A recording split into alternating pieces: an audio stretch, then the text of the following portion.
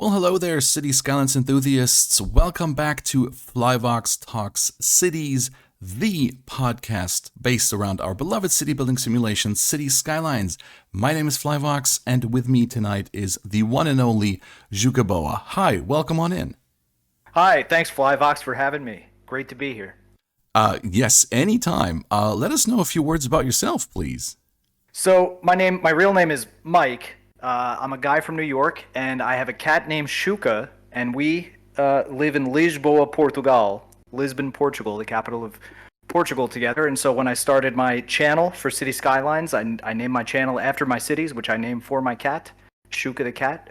So I am Xucaboa, and that is what I do now is City Skylines creations on YouTube. Very nice. So, speaking of City Skylines, the City Skylines world was shook by the announcement of City Skylines 2. So, to me, it was mind blowing when I saw that trailer. It was really amazing. How did you experience the trailer for Cities 2, and how did you feel while you were watching it?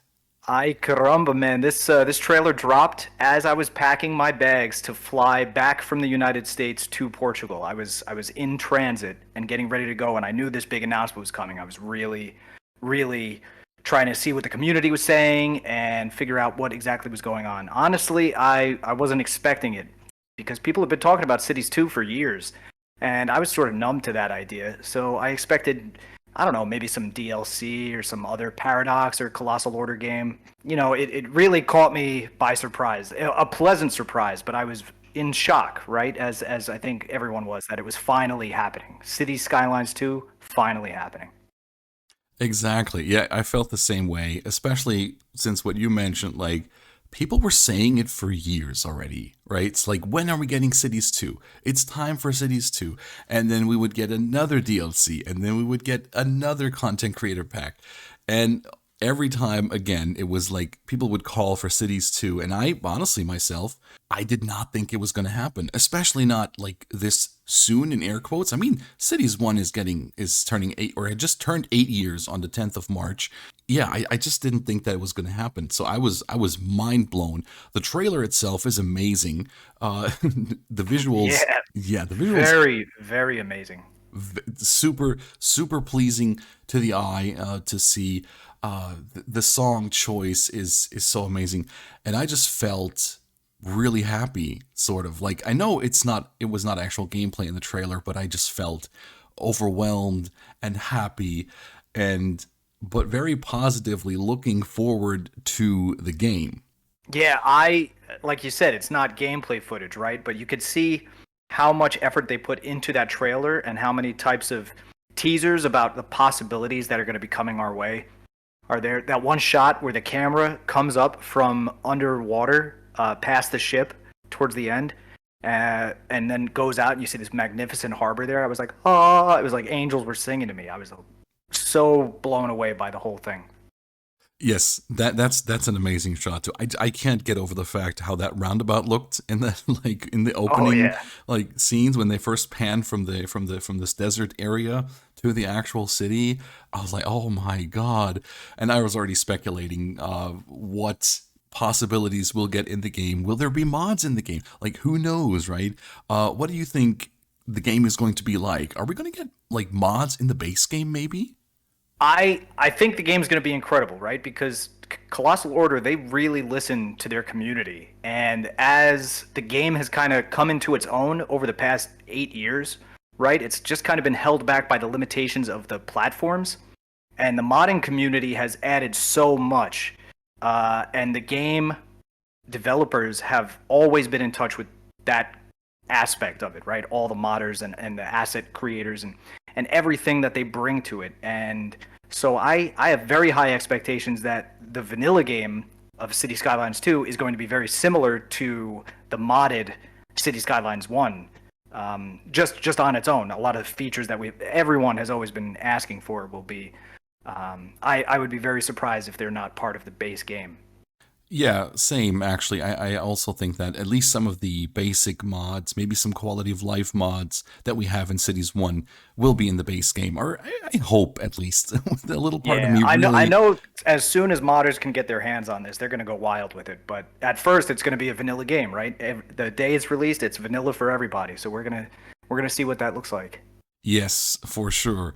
And like I've done like trailer breakdowns. I think I got like two or three on my channel, and because it's just so fun to me to speculate, and I keep finding like new things that the trailer. I mean, of course not actual gameplay, but I do think like maybe it hints towards some features in the game, like the shape of the logo. It's a hexagon, right? And there was a leaked achievement list, which is, I don't know, is it fake, is it real? No one can really say. There's Right, voices that say right. it's fake, and then there's voices that say it's only partially fake. And so, but anyway, there was one achievement in air quotes that you can get in Cities 2, allegedly, is unlock 150 tiles. Oh So yeah. maybe, yeah, maybe it's not squares anymore. Maybe it's hexagon tiles, and maybe they're a bit small. They're smaller, like, or maybe you unlock 10 tiles or 10 hexagons at once. So these are kind of things that I really then dive into and speculate about, like new features of the game. But otherwise, I had a lot of conversations on my stream about like what do you guys want to see implemented, and from the trailer, like it seems that we're getting seasons, and a lot of people are saying that they just want the seasons to have impact on the actual gameplay, like on the traffic, maybe on the constructions, stuff like that, like construction of buildings. Like in the winter, you would Oh, not, yeah, you would not. absolutely. I mean, when Snowfall DLC came out, that was sort of their foray into that aspect of the city thing, and I don't think City Skylines 1 was ready to handle it. So I'm hoping that they take the lessons they learned from that with the snow plowing and everything. It looks very much like there's going to be seasons. So I hope they can, just like you're saying, take the seasons and make it part of the gameplay experience and speed and style and really influence decision making while you're playing. Yeah, exactly. Like I think I would even like it if you could choose to turn seasons on or off, right, for your gameplay. Like maybe you don't want to have a sudden like winter, and you have to crank up the heating, or you have extra costs for electricity or stuff like that.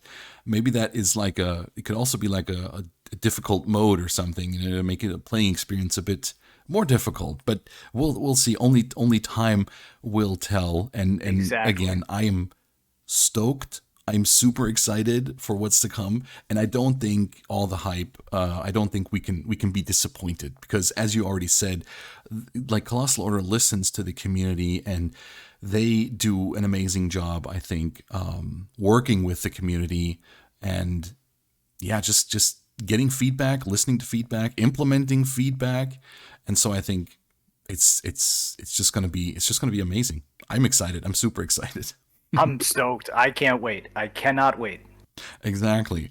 So what would something be, or what are some things that you would like 100% want implemented into the game? Ooh, this is a good question. There are a lot of things I think I could say because there's so many possibilities for what the game could do and what I'd want it to do to get it closer to real life or something like that. I've played City Skylines 1 like several thousands of hours, both 100% vanilla and procedurally modded builds, like very heavily modded builds. So I have like these huge wish lists, right? But if I get nothing else, Flyvox, I really just want a much more robust maritime infrastructure mechanic and asset setup, right? Give me some ships that make sense. I was always very disappointed with even with the modded ships. There's only so much you could do because the mechanics are so limited. So as a maritime guy, that would really help me bring life to my cities.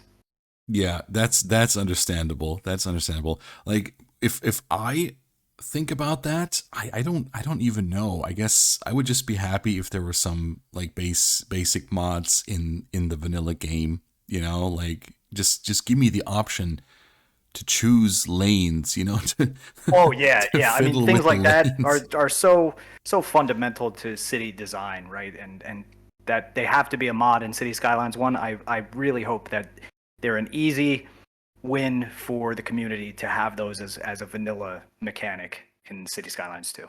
Yeah. And please, for the love of God, let me draw a line of trees.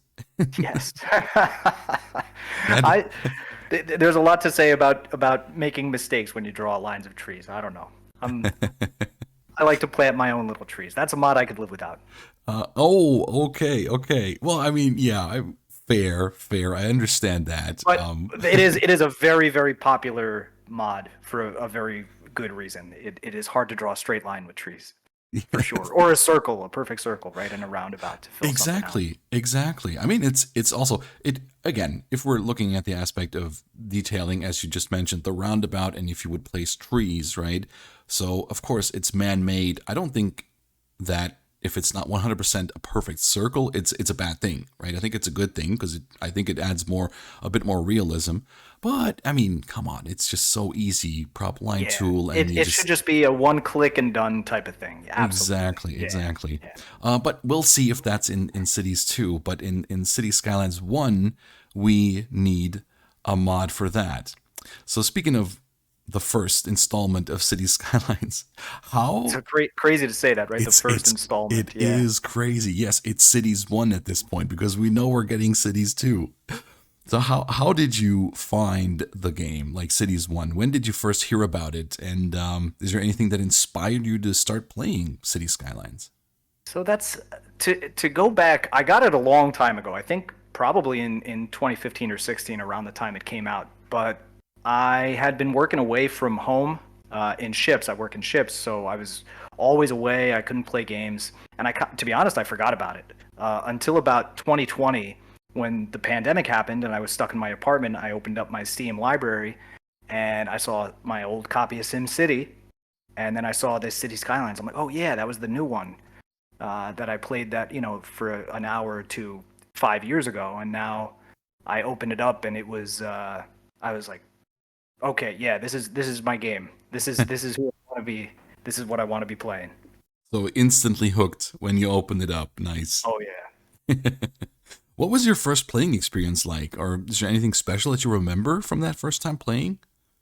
Yeah. I mean, I don't remember exactly what layout I did. I'm sure it was very noobish, and I was playing around with all the buttons and seeing what could happen. I didn't, I was learning the game like anyone does. But the second I found that freeform road tool, oh man, my life hasn't been the same. It has not been this. That changed everything. There's no game that has the ability to curve roads as wonderful as City Skylines 1 had, right? Yeah, that's yeah. So I don't really know. I've never been into simulation games actually. So I've never played SimCity. I don't even think I Oh, think okay, yeah. to this day I think I maybe in my entire life I saw maybe an hour about an hour of SimCity gameplay because it just never interested me. Like I come from I usually did platforming games, I grew up Right, with right. Super Mario, of course, and did all that kind of stuff, the Nintendo. And I just, once I got that, I mean, drawing curved roads that was a natural thing for me when I first played City Skylines because it was in the game already. I don't Right. know any prior city building simulation where you can't draw curved roads. I mean, I remember when SimCity 4 came out. I think I was in high school at the time in the early 2000s when it came out, and you could do a diagonal road, and that was so great because it's always just grids. It's always just squares. You can never do anything too creative, right? You were always kind of limited to this grid building simulator, no matter what you play. If it's SimCity, if it's any of those what's the genre of game where you just do some kind of survival settlements or things like that. It's always kind of confined to a very rigid thing, and so having the free form road tool, the terrain, the landscaping tools, really, I mean, coming from a place where I played games that didn't have those, and I have never found a game that had them anywhere near what this has, really makes the game for me 100%. Very nice. So you also do you're YouTuber, of course, and you create videos around city skylines. Was this game related to you starting the content creation journey? Yeah, absolutely. So, how would I explain this? Before this, I have been in more than a few YouTube videos for other channels that are related to aspects of my maritime job, like as me, not as Xucaboa, as Mike, the maritime guy. But Yeah. I've never been making my own content, right? Like I'm starring in someone else's video, and starring, I mean, quote unquote starring. I'm just in someone else's video. But with the pandemic restrictions at their height back in 2020, I was looking for something to keep me busy while I was still waiting for the legal right to work in Europe because I'm an American. I'm from New York, so I didn't have residency Oh, here, right. and I was waiting. I was stuck, in a good way, right? I was with my girlfriend. I was with our cat Shuka, um, but I couldn't work, and I couldn't leave the country while I was waiting for residency, and residency was on pause while the restrictions were in place. So I started doing this YouTube thing with City Skylines because I started playing it, and I joined communities online on in Facebook specifically. There was this one person, Isaura Yapor is her name. She's an excellent artistic console creator. She was playing on PlayStation, and she recruited me to this group she had founded called City Skylines Vanilla because she saw that I was taking what I was doing seriously, even though I was still a very, I wasn't a content creator, but I guess I had some kind of promise to her, right? So she recruited me and really pushed me to make more content and videos around vanilla gameplay. I wanted to do heavily modded procedural gameplay. I jumped right into that, and she pulled me back and said, no, do some vanilla too. There's like about half the players of this game don't have access to mods. You should really Yeah.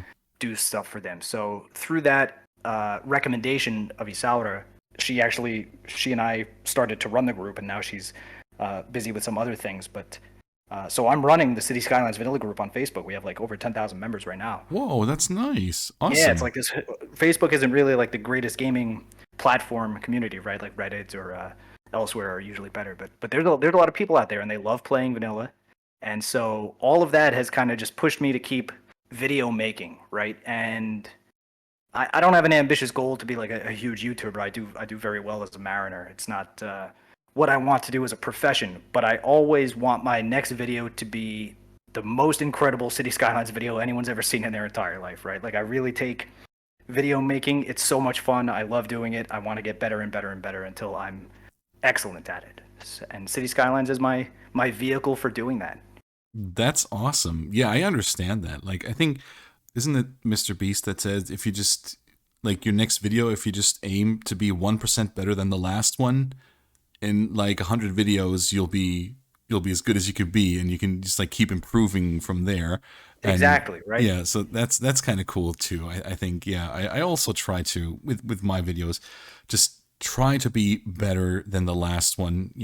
Sometimes I even go and analyze, in air quotes, my stuff. I just check out and see, okay, what did I do, what could be better, and just like if I pick just a little part and say, okay, I'll make this little part better, and then I learn something, and then I can, yeah, maybe improve myself as a content creator. So I think that's really cool. Yeah, even just like building cities is a creative outlet. So is video making in a very different way too. So combining those two things, you really get all these different combinations of creators out there that are building different cities and then making different videos about them. And that's really an awesome thing about this whole experience is just being in touch with that aspect of the world, right? Of people who do this. There are so many. Agreed. Yeah, 100%. So another thing, Jukaboa, is like your job is you have to be away for a certain amount of time at times, right? And you have just been away for a few months, as far as I know, and you weren't able to play City Skylines, of course. So how was that for you when you got back to the game? How did you get back into it? Right. So this time that I went away for work, I finally was able to get my residency sorted out so then I could leave Portugal and go back to sea. I was working in a container ship. I was sailing from New York to Mumbai to Dubai to Texas, all over the place on Wow. this half of the planet, right? I was in this one ship working 12 hours a day, no weekends, just constant work. And that's what I do. That's what I love to do. That's my real job. So, but I can't have a gaming computer on board. I don't have. Well, actually, this time I did have a little bit of internet, which was a wild, new, futuristic thing for me. We had some limited amount of Wi-Fi, So I was able to keep in touch with some people, but Oh, that's cool. it's definitely not enough to do anything related to gaming or streaming or even using Discord. Was I tried and it didn't work. So now I got back to the States about a month ago. I was taking some maritime courses so that I could upgrade my license. I actually got to play some pretty awesome ship simulators for these courses. They were like entire rooms where you're in a video game pretty much. It was so cool. But the whole time I got back to the States, I was on my phone. I was in Discord with all of my city's friends. I was back in Facebook talking about all the new announcements that have been made. There were so many DLC, so much content has come out, so many content creator packs. I mean, we're talking plazas and promenades, we're talking mid-century modern, seaside resorts, financial centers, heart of Korea, skyscrapers. All these came out in Yeah. the last months when I was away.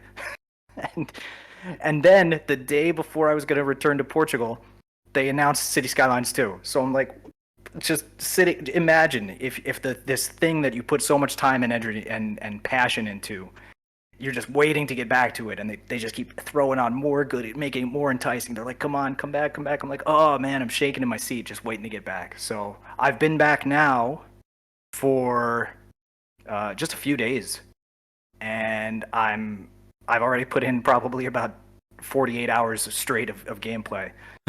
Just Nice. trying to learn the new mechanics, right? There's all these new mechanics that I haven't actually had my hands on with the vanilla DLC, with all the things that have come out. A lot of mods have changed as well. So it's Right. That is I'm just trying to update everything and get right back into it as fast and as hard as possible. wow. Yeah, that's something to consider actually. Like ever since I got the game, I was like when a DLC came out or a content creator pack, I got it. So there was never a time like I got the game in early 2000 in late 2015.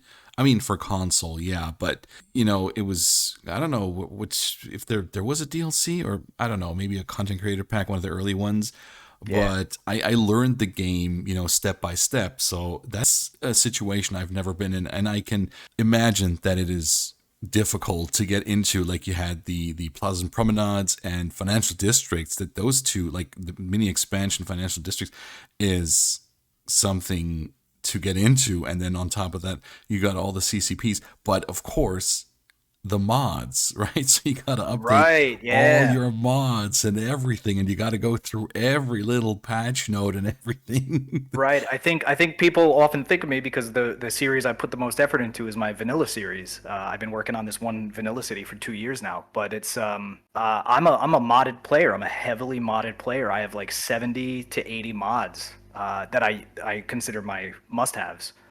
And Hot dang. they were when I left, they were fine-tuned. Oh, they were so fine-tuned. I had them flawless. They were all stable. Everything was working like gravy. Now, not the case. I'm still doing some troubleshooting, but hopefully I get it all sorted out soon. Yeah, I'm sure you'll get there 100%. What is something that you enjoy most about the game? That's a great question. I think aside from the creative outlet that it offers me or anyone who plays it, right? I love how it has transformed the way that I look at the world around me, right? I'm a city guy. I live in cities. I visit cities. I love urban life. But now, when I go outside and walk around the streets, I just look at everything around me from a much different perspective. Everything is like a question, like why did they do it that way, or how would I have done that, or Yeah. wow, they really needed to do the get some node controller up in there. That intersection is a mess. So I'm just looking at real life as if it is built in the game almost, if that makes sense, I guess. It does. It does to me. Yeah. I sometimes I have the same thoughts as you do. So I'm like this it's mostly visuals. I mean, I'm sure there are well, no, that's not true. It's also functionality. Like the city where I work in is it's just like usually it's a 20-minute drive for me to go to work, right? But it's laid out so poorly that you have to enter, like if you come from the highway and you want to transition to another highway, you have to drive through the entire city. Like there's no bypass. Oh And that, wow, yeah. yeah. And so the city, of course, there's like two main roads. rush hour, it's clogged, of course, right? So, I mean, I've over the years I found my little paths and, like side roads to take where I can mostly avoid all the traffic because I work at the other end of that city, so I have to drive through it. So I mix in with all the commuter traffic that just drives Yeah. through the city because they want to go to the other highway. And I'm like, okay, I don't know what's going around, but if I look on just Google Maps, just build a connection here and it will solve all your Right. So many problems. things could be solved if people just understood the game mechanics and applied them to real life, right? Exactly, yeah. I mean, Oh, there's a lot of factors that make that not feasible, but of course. still, I'd love to believe that in the ideal world, every city planner and urban developer is a City Skylines fanatic. Yes. And urban renewal is not a problem. You just take out a block of houses and you just Exactly. Eminent domain, what's that? yes, so that's something I do wonder at times, but I'm sure they have a good reason. So, and in terms of visuals, of course, there was like, I don't know, the town where my wife grew up, they have this most amazing, beautiful park. And I'm like, oh, wow, this would be an amazing park to plop down in the game, Yeah. because it looks so good. And that's where I draw like the parallels between the game and real life, for me. Yeah. So that's a kind of a fun thing actually that I just noticed when I got deeper into City Skylines. Because like in the beginning, I was just playing it for fun, but not really like that long. Like I would play maybe a half hour, maybe an hour, 2 hours a week, 3 hours a week, maybe tops. That's it, right? Right, And then right. I got like kind of serious in air quotes about content creation, and I sunk in so much time into the game. With the PlayStation, my main account, I got two other accounts for any kind of collabs and stuff. So it's just crazy how much I've learned as well about the game and educated myself. So yeah, that's actually a cool thing that I found for myself, that I learned so much, and now I can like kind of compare the game to real life, or I try to at least. Yeah.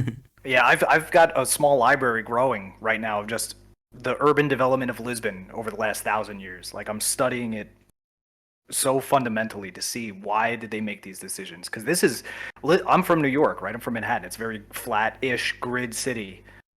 Lisbon is very, very different. It is full of hills. It's full of these little streets and hundreds of years of different building styles kind of thrown all together. So it's been fascinating just to take the game and use that as a reason to learn about the real life as well. Yeah, that's cool. I can imagine. Like, yeah, it's good to learn how or why someone would, think this is a good design, why someone had to think this is a good design, had to use a certain design because of the topography of the country and everything, and how they then started that. That's actually pretty cool. And speaking of starting a city, a little segue there.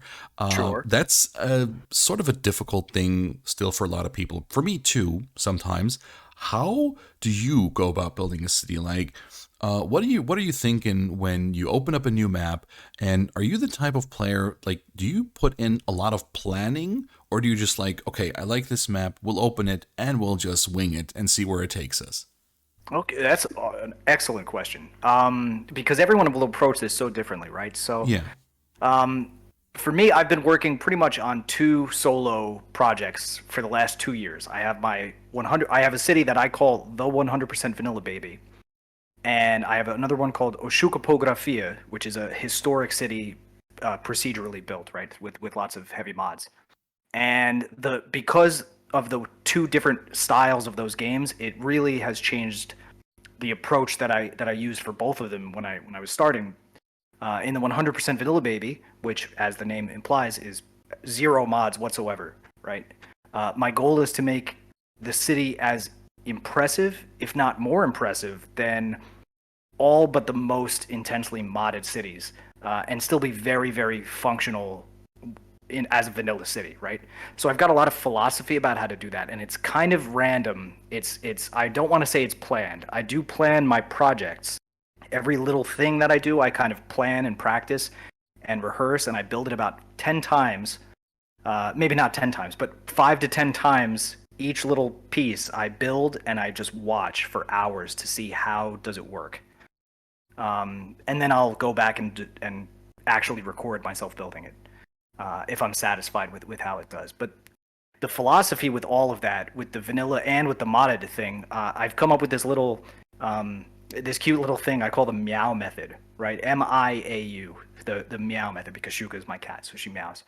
And the M is mixed district zoning and density, interesting terrain transitions for the I, dynamic road layout, a dynamic road layout, and undeveloped areas for nature. So as long as I have those four aspects incorporated in any project, right? If I'm mixing as many different styles as smartly as possible, zoning, density, the district types, if I'm using lots of different terrain transitions to kind of guide the way the city goes, if I'm making a very dynamic road layout that works with both the districts and the terrain, and then if I leave lots of areas for nature, because I think if when I'm building, as long as I have those four things covered, then it's good. So that's how I started the city. I just drew a random curve and I went from there, right, with the vanilla city.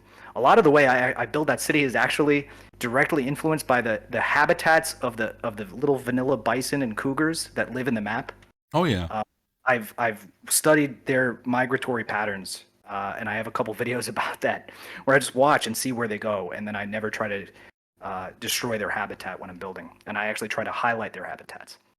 So Oh that's the whole wow. That's cool. for vanilla building. Like I'm looking at I haven't really seen too many people do the animals. I've seen lots of great builds that use uh, various, if not all, the aspects of the meow method in some way or another. But the animals is a fun thing to do because instead of using the terrain or the topography, I'm using these. Like I have to sit down and watch these animals roam around for a while and kind of learn what they do, and it's really been a lot of fun. They've become kind of characters in the whole story. The bison and the cougars in the city.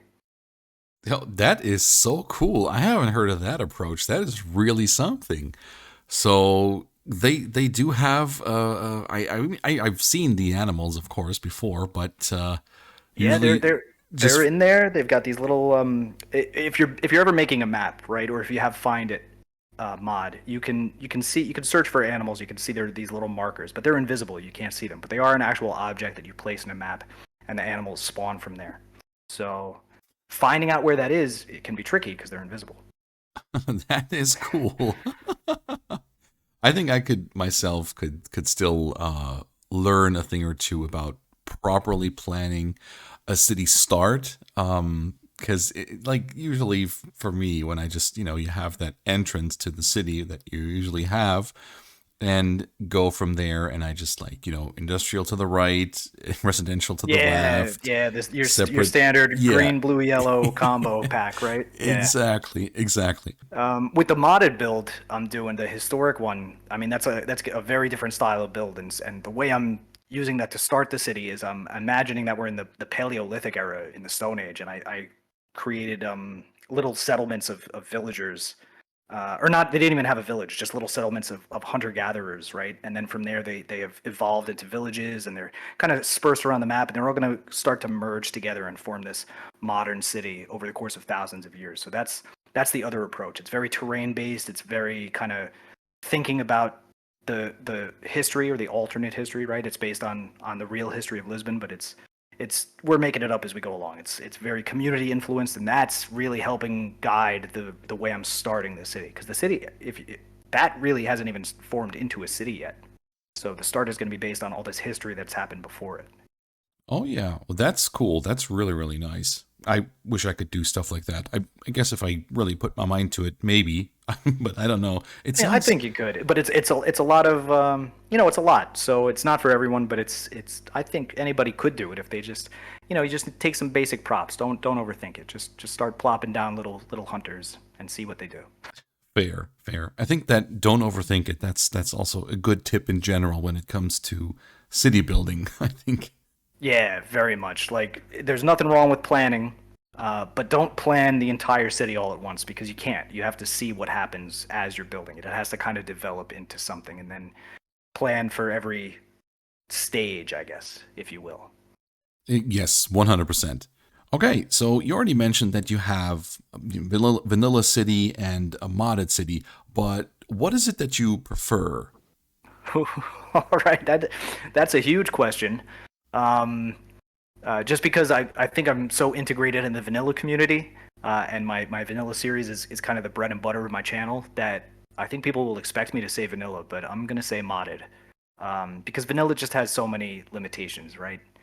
Yeah. Uh, the caveat to that answer though is I think modded players that don't understand vanilla very well, they're not setting themselves up to understand the game and to maximize its potential. So for me, vanilla is kind of like creating a spoon, and modded is bending the spoon, and then procedurally modded is like there is no spoon. So to use a Matrix reference right there, but you still got to know what a spoon is to do any of that. So I think if you know vanilla, then you can play modded very well. I think the less you know vanilla, the less potential a modded build has. And since I know vanilla very well, I like what I can do with mods because they can take my vanilla past vanilla to the next step. Wow. That is, yes. I have nothing to add to that except maybe my own little experience because I do agree with you. And I'm super glad that for the first, like, I don't know, when did I switch to PC actually? Because I'm a longtime PS4 City Skylines Right, yeah, you're player. playing on console. Yeah. Exactly. And I was playing, and I, like, late 2015, I got a used copy of the game. And when did I think 2019? I think in January of 2019, I started playing on PC. I got the opportunity to get a machine that can run the game and that can run all the mods and stuff. And ever since then, so a couple of years, I was simply on console. I was glad when they released the patch where you can actually play the game with keyboard and mouse, right? Because Yeah. like the first couple of months or the first year or two, it was controller, and it was kind of finicky. I mean, for me, it was standard because I didn't know any better, right? But as soon as that patch dropped and the update was there, and I was like, okay, I have to always play with keyboard and mouse now. But of course, that gave me the chance to obviously understand the game mechanics, and like I consumed like day in day out vanilla tutorials, tips and tricks. So I learned so much back in the day, and then like trying to implement all the tips and tricks into my gameplay and trying to recreate certain like builds that there's like tutorials like do this vanilla what you could usually only do with mods, and just try to better myself in terms of the gameplay, and that worked out so well that I do believe I have a good understanding of the vanilla game.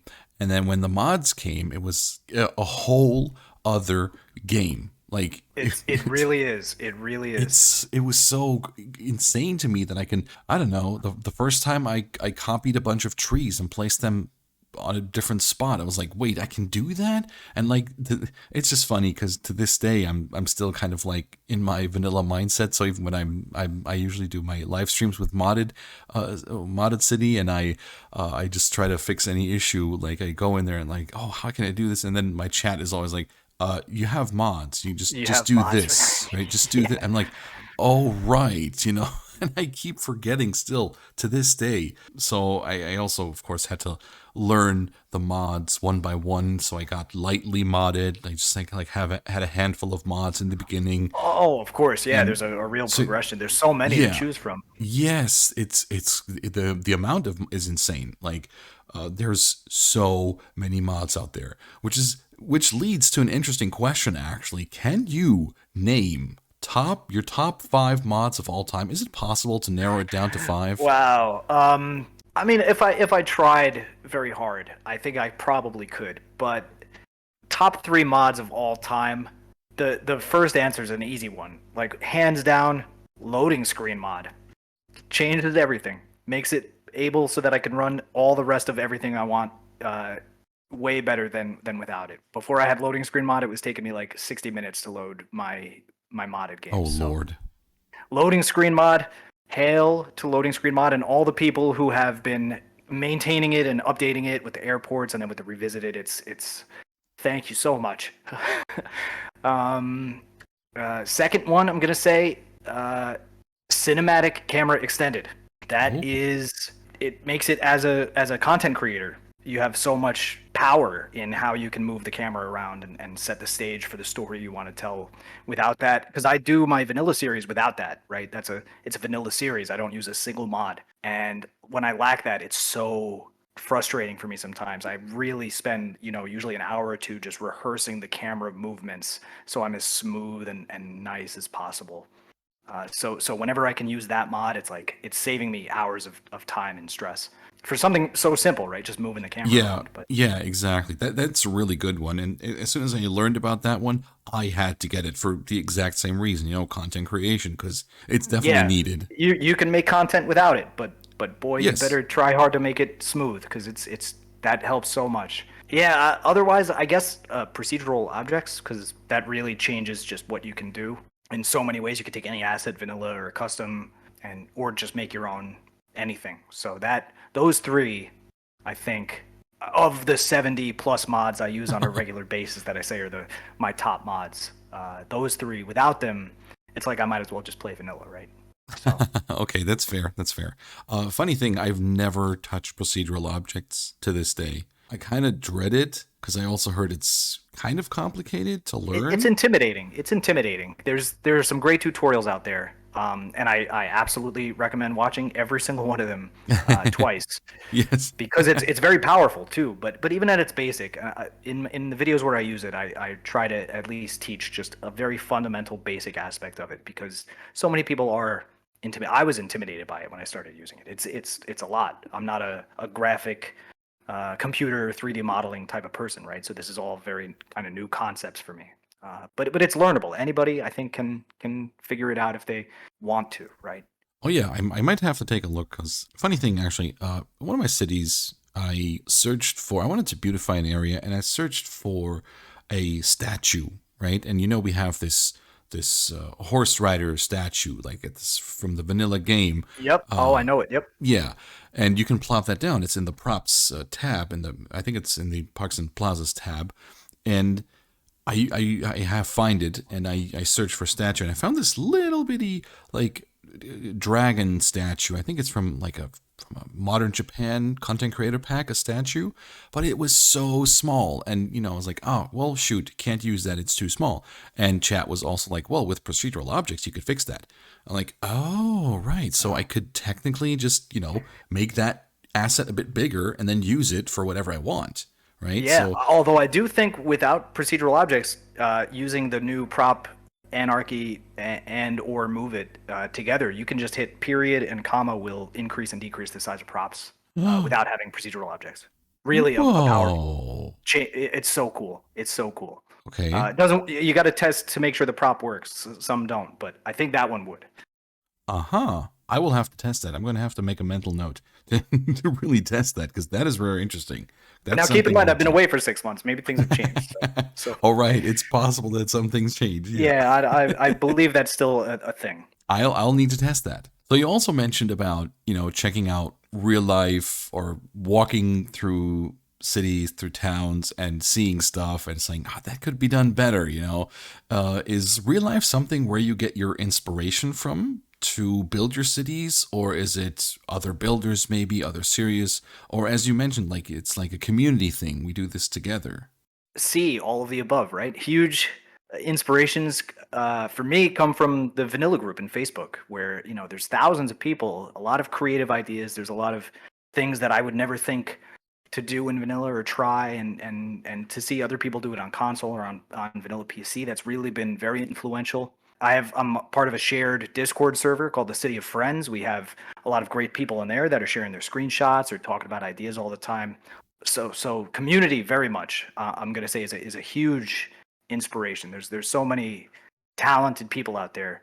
From YouTube, when I was studying, like you said, you were consuming these tutorials about vanilla gameplay. There were I also was doing that, right? I couldn't figure that all out myself in a million years. So, but one of the most inspirational to this day, I still get a lot of inspiration from his videos. Is Captain Obvious. I think his series he's got such a great understanding of vanilla mechanics at the fundamental level that watching him has helped me grasp it from early on. But also, again, like I said before, I walk around the city. I spend hours and hours every week just kind of exploring on foot or using public transport and checking out something new all the time.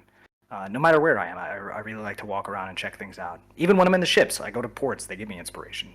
I can tell you every port I've ever built in any city that's on in any of my videos, any seaport or waterfront or anything. I can tell you exactly which real world location I took inspiration from, if not many simultaneously.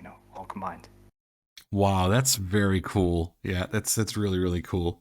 Amazing. You have like all these sources of inspiration for yourself. That's really cool. Yeah, I do love to check out, community screenshots as well, or videos as well. And I do try to check out a lot of creators.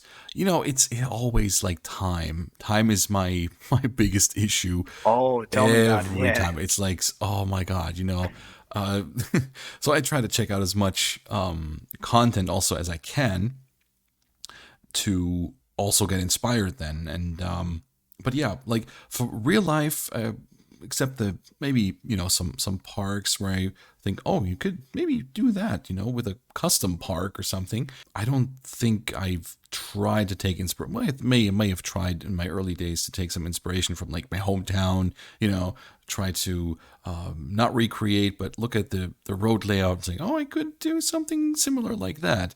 But other than that, yeah, so also community and other builders for me, for sure. Yeah, and there's no shortage of them is the great thing. I think Exactly. I'm subscribed to some 500 plus City Skylines YouTube channels. Like there's just so every day I'm finding like a dozen more. There's so many people out there doing this. It's no shortage of ideas.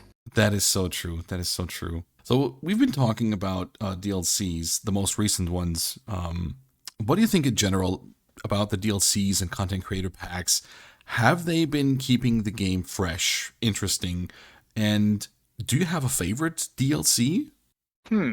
Well, I'll say now that City Skylines 2 is finally announced, I am glad that there is going to be a natural kind of end to the expansion of content that comes out for the game, right? But everything that has come out so far, I think, has been superb. Each DLC or content creator pack, they all give so much more depth to the game experience, especially as a vanilla player. So I don't know if I have a favorite, but I absolutely think they provide enough value for replayability, 100%. The more options and tools that a person has to build their city at their disposal, there's just so many permutations, right? There's an infinite amount of permutations of a city that could be created. And so the more options that someone has in front of them, the more permutations of a city they can make. So everything has made it so replayable, I think. Every single one, without a doubt. Yeah, I agree 100%. I also think that especially for vanilla players, for console players, these DLCs just add so much, or the content creator packs like the carports from the mid-century modern content Right, creator I've heard about those now. I actually just saw them for the first time yesterday. they are amazing. I like to use them so much just because they're so neat and they fit in small spaces, but there's also bigger options, and it's just like wow. And the cars use it. They park there. It's amazing. Yeah, I was a little bit surprised that more parking lots haven't come out over the years, but I have a feeling that we might get some before Cities One is wrapped up and put to bed, sort of thing. I think they'll drop parking lots for us eventually. They've got to. They've got to.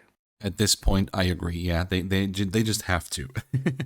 But the carports, yeah, what a nice thing that came with mid-century modern, just to give people more options with that. And as for DLCs, I just still think that I mean, of course, Snowfall is amazing just because of the trams, right? The We got the trams. trams, Oh yeah, of absolutely. course, but in for overall, what the like if I look at the entire DLC, I think my personal favorite would be plazas and promenades because I just think these walkable pedestrian areas and the pedestrian roads, for that matter, look so good. They and the wall to wall building specialization. Well, I mean, since you've been away, I don't know how much you've seen in I've your I've I've own. I've dove headfirst right into it. I've seen it all now, but it is still very new to me. But I am so happy it's there. Right, like I said, so many more tools at our disposal to build the city we want to build. Yes, 100%, 100%. What is it, in your opinion, that sets City Skylines apart from other city building games? You've mentioned SimCity. If you've played that, like any unique features or mechanics, for instance. I guess, like I said earlier, the freeform road tool and the Yeah. landscaping tools, those two things, hands down, are so fundamentally special to cities. But just in general, it's the whole experience is familiar enough to people who are coming from those games, like SimCity. With in SimCity, I know you didn't play, but they had red, blue, and green zoning in little Oh, cells, just like that. This is very, very familiar. So anybody can open this game, and if they've have experience with one of these other games from the past that aren't really going anymore, they can instantly feel at home enough to just jump right in. And so that is a huge thing. But that doesn't set it apart from city building games. That makes it actually more similar to them. yeah. I think the workshop, though, more than anything, it's just a notch above Right. anything else out there with city builders, or even with just many games. I mean, Paradox as a publisher is a very pro modding type of publisher, and game developer. And so with Colossal Order, the two of them working together to make this a very moddable or custom content creating thing is evident if you just look in the workshop. There are thousands upon thousands of unique creations by just people who love to do this. And so that, hands down, is the thing that really makes this stand out. Yeah, I agree. That is one heck of an amazing aspect of this entire game, like the workshop, the modding community, the asset creations. There's like, I don't even know how many objects on the workshop at this point. It's ridiculous. It's the number, and it's just so cool that, like you said, Paradox encourages modding. I mean, in the official, or in like a release trailer for Cities 1, I think I saw that. I just checked that out the other day, actually, in comparison to Cities 2 trailer. Oh, cool. Yeah, I Um, got to check that out it, again. it actually says, play it, build it, mod it. It's in the trailer even. Like, there was like some keywords thrown there, and it actually said mod it in the trailer. So that's a focus they put on early on, of the game, as an aspect of the game, is the modability. And so yeah, I think that's really, really amazing, and that's also something that you hardly see, and Yeah, that and does and not set just this that, the game. modding community has I really see it has influenced the way the game has grown too. So it's not just that they say, here, take this game and mod it. They say, here, take this game and mod it, and we're gonna listen to what you're doing and watch and see and make a better game. Yeah, exactly. And I think that's also a big, like, one of the big reasons that this game 8 years later is still so good and so talked about and so fun, because all of that, what we just said about the modding community, I think it's one big aspect of why this game is still interesting to this day. Like, it's been 8 years, and as you said, there's like dozens of new content creators each day that still cover this game, that want news about this game, and are looking forward to all the additional content. Of course, that might slow down now to some Right. extent Yeah. Now because, we have a new game well, coming. So yeah, so we'll see how that all turns out. But there's no release date, and I also don't know a release date. So we just know it's going to be this year. Apparently, that's what it states in the trailer. But so for now, we'll stick to Cities 1 for now. Are there any memorable moments or achievements that you have from playing the game and you would like to share, maybe? let me think. I guess right in the very beginning, right, I started out like everybody does, very noobish, very confused, and experimenting with everything. So it took a while to do something I guess I would say I was satisfied with or even proud of. The proudest moment, I remember it like it was yesterday, is when I finally built my first good looking vanilla interchange without any mods, right? It wasn't super fancy or anything like that. And I was just doing it for practice. If I remember correctly, I think I rebuilt it probably about a dozen times until I was solid in the technique, right? But I took away so many lessons from that exercise, and that moment is where I would say I stopped being what I would consider as a noob, and moving into some level of mastery of the game. And I've grown a lot since then too. But that was like the first time I was like, oh, it was such an accomplishment. I was so proud of that. I was like, yeah, I finally did it because it's hard. It's very, very hard to do that well when you've never done it before. It's a challenging aspect of the game. I was about to say it's not easy. Like to this day, I still have to be very, very well prepared before I build, yeah, an interchange, a highway interchange, and it's not easy. Yeah, it's not easy. Just simple as that. It can look easy. It can be easy to connect all the roads and everything, but for functionality that it actually works pretty good. Yeah, I think that's a whole other level. And yeah, there's absolutely. I agree. It's not easy to do. Yeah, I'll never that easy answer then. That is my proud moment because it changed everything. After that, I was like, this game can't throw anything at me that I can't do. Before that, Perfect. that was the mountain I had to climb, right? Yeah. That might be for a lot of players, for new and experienced players. Do you think that that's one of the biggest challenges for new or experienced players, like building these interchanges? In a way, yeah, but I would broaden that and say that because I see it all the time in online groups and community spaces, vanilla or modded or wherever, and it's I see this lack of understanding of vanilla game mechanics. I think that on its own, and it's a big aspect, right? There's because there are many mechanics and they all work together, but that is probably the single greatest hurdle that someone has to overcome. Because like, don't let vanilla fool you. It's very difficult to grasp, even for some advanced players. There are aspects of it that are very challenging, and because it is so challenging, I think a lot of people look to mods to solve their problems, which uses up a lot of system resources. And a lot of times, if you just know how to do the vanilla thing, you don't need a mod to solve that problem. I mean, there are many things that mods can do that vanilla can't, but there are a lot of mods out there that just make a vanilla thing a click of a button. So, like the best example I can think of right off the top of my head is Roundabout Builder mod. Right? It's an entire Yeah. mod. It builds a roundabout, Yeah. and you don't need a mod to do that. Once you know how curved roads and nodes and snapping works, it's pretty basic to build a roundabout. But those three things together in the beginning are a bit challenging, right? Because it's not an intuitive system. You have to learn it.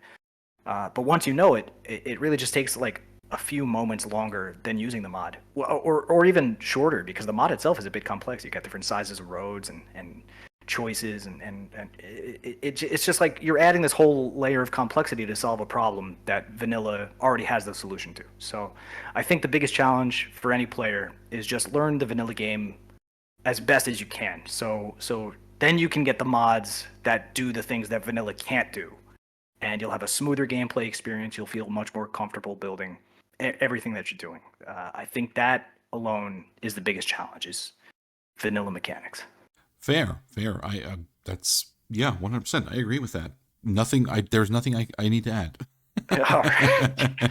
But it's Yeah. funny. All right. Well, yeah. It's funny you say about the roundabout because actually the way I got into the game was initially a coworker of mine told me about this new city building simulation. I was like kind of against it because I'm not into simulation games, and I checked it out and I fell in love with it and everything. And Okay. then as I played it and I got better, of course, and we still talk because he also had it, but he was an Xbox player and I was a PS4 player. So we talked, and he was like, "Oh, I just can't build, these roundabouts." And I'm like, "Well, why?" And he's like, "Well, I don't know how to." And I'm like, "Well, you go to the curved road tool and you draw that, and then when the line appears, that's 5 units, and then when you go to the line, that's 10 units, and you can anchor it, and you can." Oh, right. And that's exactly what you just described. Like, of course, I wanted to learn as much as possible about the game, so before I even got it, I don't know, I watched probably like 20 tutorials on the game. I ordered the game online, and so when it was shipped, then I just watched like 20 videos on the on the game itself, and that is something that was explained a lot of times, like the lines that show up, and just the measurements of roads and how you build a roundabout. So I was kind of already like prepared for when the game arrived. I was able to, luckily, to build a roundabout. And even again to this day, like, of course I use roundabout builder, but still usually just go into my curved roads. I build a roundabout until, someone in I chat. imagine there are some scenarios where it is very handy to have that. I don't want to talk poorly about it too, because someone worked really hard to make that mod, and it is a very functional mod. It does exactly what it's supposed to do. But Yeah, 100%. But yeah, it's just like I'm just always still in my vanilla mindset, and then until someone reminds me, you have the roundabout builder mod.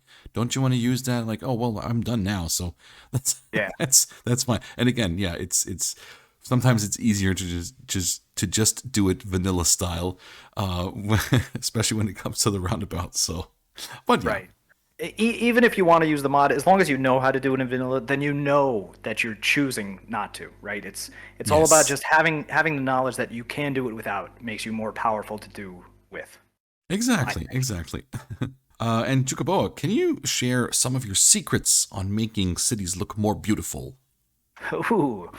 Um, I don't know if I'm pretty open about everything. I don't know if I have a lot of secrets, but I am definitely prone to making analogies about stuff. Anyone who talks to me on a regular basis will be laughing right now because I'm always making analogies. And so, for making a city look beautiful, I think the one I've used a few times is to think of building a city like writing music. Okay, like music is made of sounds, but so is just noise, right? If you throw down streets and you just zone everything in one click, then it's just noise. But if you take your time and you add some notes, use some different instruments, you add some melodies, get some harmony in there, and of course, music has lots of silences in between all the notes too, so you got to have these kind of spaces. Then you start to have music, right? And the game comes with such a diverse variety of ways to add these quote unquote sounds and silences to the music sheet that is your map. Right, so it's up to Yeah, you to make the music, right? Music is another creative thing, and building the city is a very creative thing, so everyone's going to have a different idea of what is beautiful. But if you're just throwing everything down there to without kind of thinking about what makes it beautiful, then it's just going to be noise. All right, and maybe that's the way you want to play the game. Maybe you just want to get a million population in one tile. Uh, yeah. If you want to do and that, that's fine. There's nothing wrong with because there's no wrong way to play the game. But if you, I can't imagine a million population in one tile being very beautiful. Right? So, if you want your city to look beautiful, just kind of approach it with variety and just kind of notes and themes. Kind of have like a refrain you go back to for certain, this thing that ties the city together. But you have these different kind of verses. Like I said, I'm going to go on with this analogy for a long time. I'm pretty caught up in it already. So I'll leave it there. honestly, I love that analogy, and it's very true. Thinking of it now, I've never looked at it that way, but that the way you explained it is on point, right? It's just so true in my opinion. Also, yeah.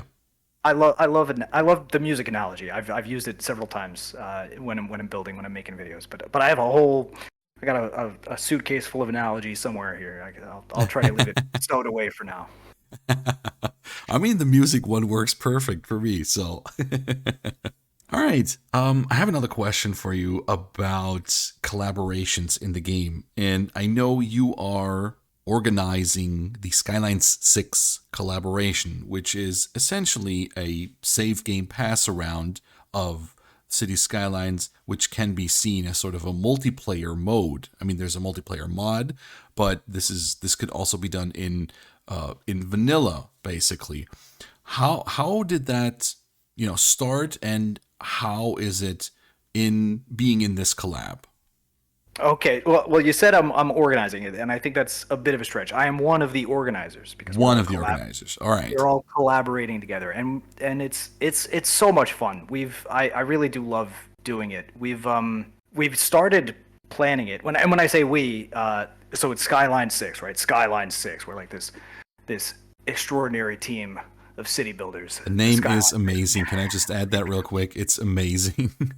Yeah, I think it's pretty catchy, right? So we've got me, we've got Joy Build Cities. Oh, I know you've interviewed for this podcast already. Yes. We've got Cities by Steven, Raid Kitty. We had Grottles. We had Valley Lad Gaming. We have guest builders like Ack Original, Cityzilla, Captain Obvious. So we had in total nine people building.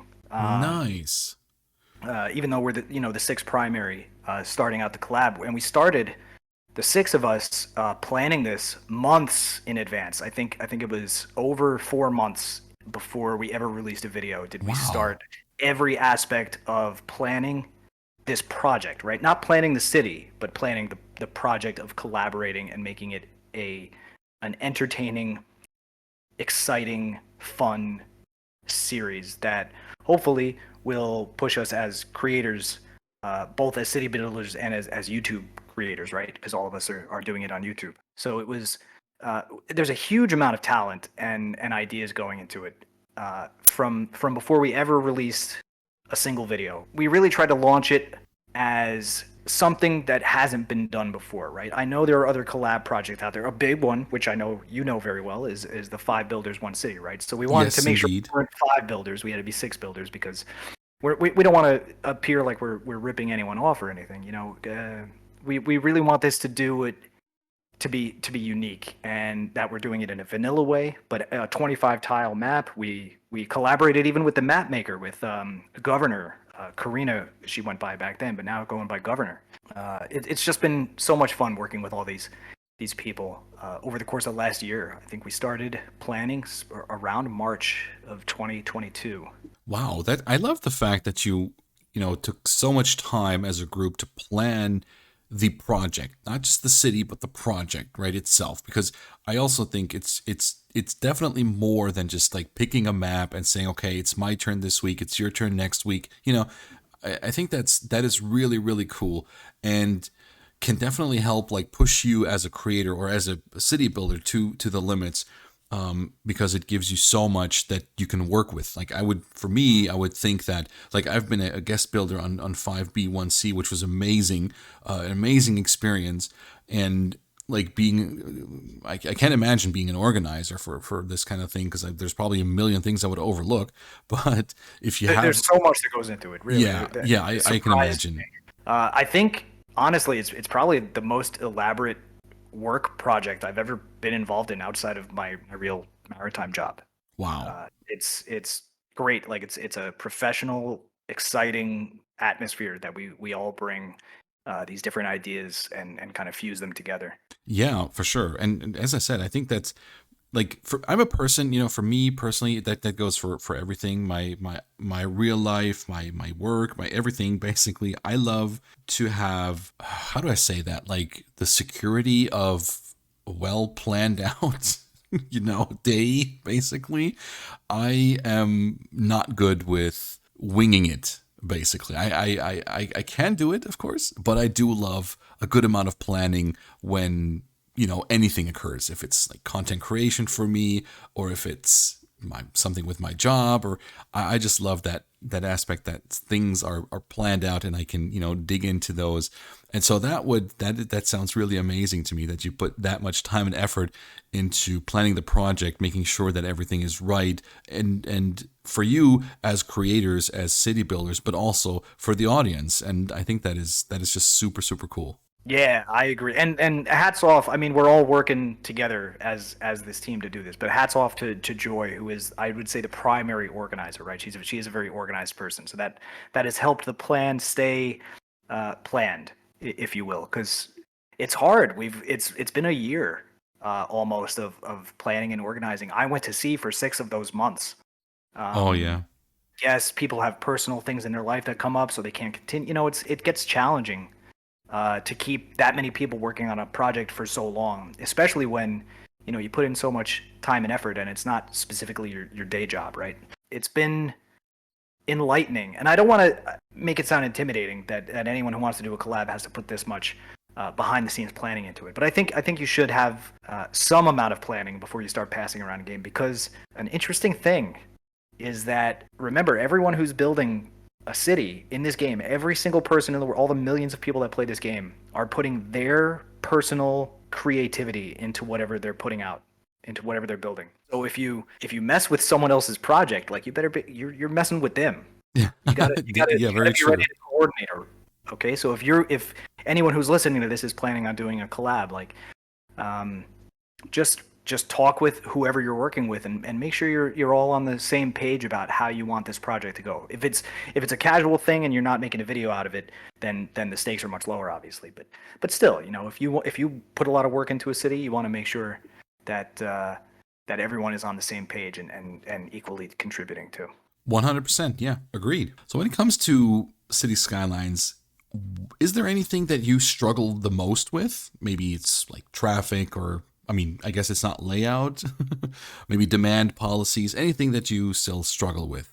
Uh, Good question. Because I have spent like hundreds and hundreds of hours just literally studying the game and the mechanics so that I know them inside and out. But there's still like so much that I there's the things I know, there's the things I know I don't know, sort of thing, right? There's the things I don't know.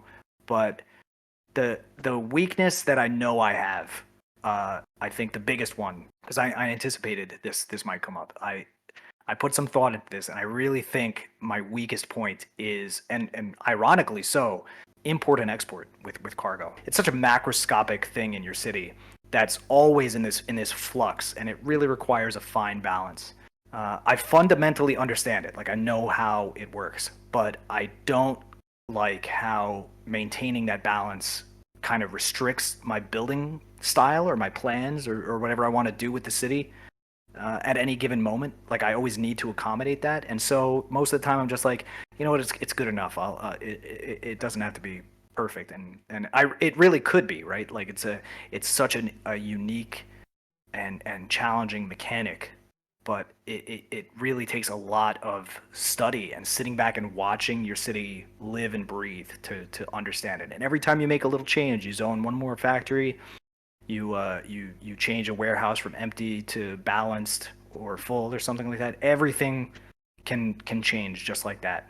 That is so true, and that is like, especially the for me personally, the industries DLC was something I really struggled with for quite some time. Even after watching various tutorials, good tutorials on it, I still struggled with the concept. Like to this day, I mean, I can work with it. I can build up a specialized industry or an industry from the DLC, no problem, and it works. It runs smoothly. Everything is fine, but it's still just. But it's also, I guess, in that regard, for me, it's something that didn't really interest me all that much, if that makes sense. Like in terms of the game, the Yeah, that makes industry. sense. That I makes mean, sense. it's there. It's needed, but I would just be fine with just zoning industrial. Trying to make it look okay-ish, as okay you can make an industry area look, but like that's something, the industries DLC is probably something, I guess, with the campus one, that is for me like the my least favorite. But that's my own thing, just because I didn't really just dig deep into that DLC. I watched like 2 or 3 tutorials on it. I tried it and I was like, I don't fully grasp that concept with the factories and the. I mean, I guess it's okay now. I can get a DLC industry area up and running, and it's going to run smoothly. But I had issues with that for quite some time. But I got into it, yeah. But that is something I would say I still struggle with the most, I guess, in the game. Yeah, it's very finicky, I want to say, because you could get it perfect and then you grow your city by 500 people and everything, the balance is totally out of whack again. You always have to have your finger on that pulse, and that's a lot of attention. And it also, it just takes time for things to like actually stabilize after you make a change. I think it takes like 2 or 3 game weeks most of the time for everything Yeah. to kind of reach its equilibrium again. So you got to really sit back and just let it pan out and see, and then you make a change, and then you wait and see if that was the solution. It's a lot of work to do that, and so that is a weakness. Yeah, I guess so. Because the weakness is that I just don't have the patience to sit down and do that every single time I make a change. Yeah, yeah. I understand that. Yeah, that goes for me as well. Would there is there anything? Is there actually anything that you dislike about the game? Like a lot of people hate on Chirpy, for instance. I don't know if you listen to the in-game radio. There's the ads. Are they getting too repetitive, or is there anything in the game? Okay, yeah, I could see the radio stations and the ads being a thing that people say. I like them, but I once I hear it so many times, I've turned it off long ago. I do always buy the radio stations though, because I like supporting the whoever's making that music, right? I want to give them some props to Oh put some yeah. work in. But I think the game is fantastic. It's better than fantastic. But the maritime mechanics, I hate them. I really do. Those cruise ships, the cargo ships, the ferries, the fishing boats, they to me, someone who works, I've been on a boat as a professional mariner over 1,600 days of my life, right? Like I have to keep track of every day that I'm at sea. And I've worked in over 20 ships, different types of ships. Nothing about these ships is right. The Okay. physical design of the assets, the way they move in the water, the just the waterfront assets, right? They're so hard to place and they're never the right height. Everyone's always putting these things that if you stepped off the pier, you would fall like 100 feet. Oh To yeah. death, it's um but even if you get them the right height, then you have flooding. So you can never get it just right. You have these buoys that are like every 32 meters apart on both sides of a ferry track. Oh my, ay caramba! I don't want to be driving a ferry in a place with that many buoys. It's gonna foul my propellers. They're gonna get stuck. So the little marinas, they're just that's all we ever got for recreational boating was that one little square asset with the marina, and that's always way too high. The cars have to climb. So everything about it. I don't want to. I hate talking poorly about the game because the game is what I spend thousands of hours playing. Right, I love it so much. But they want you to pull oil out of the ground and then transport it by a truck to a container ship. And it's like that's not how life works. You get an oil tanker. Yeah, yeah, exactly. I just that's the one thing that I dislike about the game because maritime stuff is so fundamental to my identity and the way I view cities in real life too. Like I'm always looking at the waterfronts because that's my space. And ships have been around since prehistory. People have been on the water for thousands of years. The cars are new. Those are just a couple decades old, right? A century. I'll give them a century. But ships have always been around. People have always been moving on the water, and the natural development of any city is with water access. It's based around as long as the city has some access to some water, a river, a waterfront, something like that. That's gonna be fundamental in how the city grows. And yet the mechanics of the game, ay caramba. That's all. I'll leave it there. I can just go on. Okay, that sounds good though. Yeah. Okay.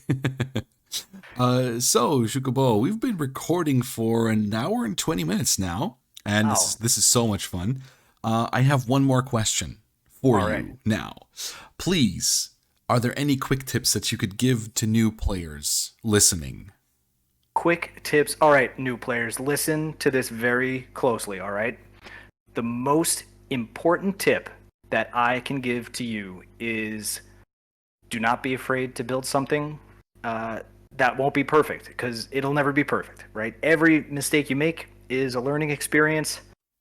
Bring it to your next city or try it in some other part of the city you're working on right now. Make city after city after city. Just keep playing, and every time you do something, you're gonna just like get better and better. And it's a parabolic curve of getting better, right? You're gonna get a little better, and then all of a sudden you're gonna skyrocket. So just sit back, watch how the game works when you zone 100 squares, and then watch how it works when you zone 10 squares, and you'll start to understand the game, and you'll be making cities that you're in love with in no time, right? So just embrace the learning curve, and embrace learning the curved roads too. You can do this. You got it, new players. That is perfect. I don't think I have anything to add to that. So, Xucaboa, quickly before we wrap this up, where can we find you? Your YouTube channel. I will obviously link that in the description of the YouTube video down below. Also, the City of Friends Discord, I believe you mentioned. Yes, that's the Discord server I share with the Skyline 6 collaborationists. And I guess another good place to find me is in City Skylines Vanilla. If you're on Facebook, you don't have to be a vanilla player to enjoy the creativity that's going on there. I'm the admin of the group, along with Ricky King, another great Skylines console player, YouTube maker, YouTube video creator. So those three places I think are the best bets to find me. All right, that is very nice. So, this was a lot of fun. Thank you so much for accepting the invitation to be on the show. I really, really appreciate it. Oh, it was an absolute honor. I'm a big fan of yours, and being invited to do this was really something special. Thank you very much, Flyvox. Thank you so much. All right. Everyone listening, watching, thank you so much for giving us your time. I really, really appreciate each and every one of you. Have a great rest of your day and stay safe out there. Bye bye. Adios.